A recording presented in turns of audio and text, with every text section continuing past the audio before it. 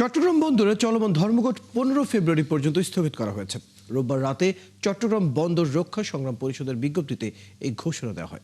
বিজ্ঞপ্তিতে বলা হয়, বর্তমান সরকারের আমলে এনসিটি চুক্তি না করার সিদ্ধান্ত জানানো হয়েছে। নেতাদের সঙ্গে সন্তোষজনক আলোচনার প্রেক্ষাপটে নির্বাচন ও রমজানের পণ্য খালাসের স্বার্থে চট্টগ্রাম বন্দর রক্ষা সংগ্রাম পরিষদের ধর্মঘট কর্মসূচি 9 ফেব্রুয়ারি সকাল 8টা থেকে 15 ফেব্রুয়ারি পর্যন্ত স্থগিত ঘোষণা করা হয়েছে।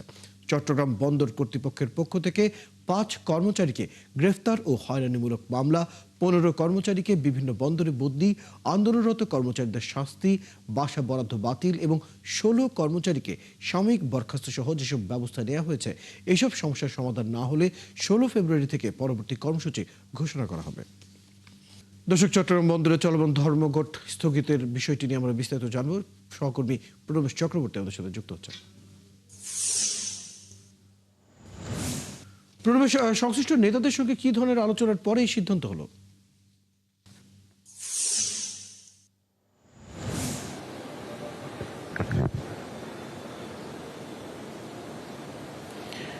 রোয়েল, গতকাল গভীর রাতেই আসলে এই সিদ্ধান্তটি এসেছে।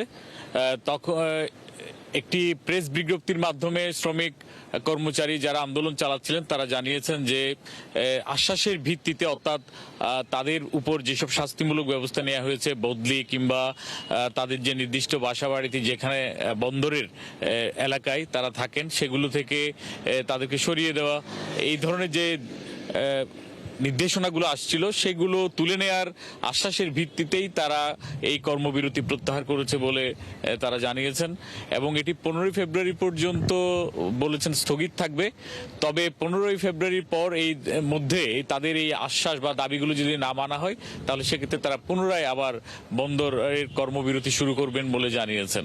তো আজকে আমরা দেখতে পাচ্ছি যে এখন যেহেতু শিফটিং আওয়ার, 8টার পরেই দ্বিতীয় শিফটের কর্মকর্তারা ঢুকবেন, তখনই নতুনভাবে, অর্থাৎ রাতের ডিউটি থেকে যারা চলে যাচ্ছেন, নতুন কর্মস্থলে যারা ঢুকবেন তারা আবার এখানকার যে ইকুইপমেন্ট এবং অন্যান্য যন্ত্রপাতি সেগুলো সচল হলে কর্মকাণ্ড শুরু হবে। ধন্যবাদ প্রণবেশ চক্রবর্তী। খবর রাখতে থাকুন। দর্শক, আমাদের সাথে আমাদের সহকর্মী প্রণবেশ চক্রবর্তী যুক্ত ছিলেন, জানাচ্ছেন চট্টগ্রাম বন্দরের যে চলমান ধর্মঘট এবং সে স্থগিতের যে সিদ্ধান্ত সে বিষয়ে সর্বশেষ খবর।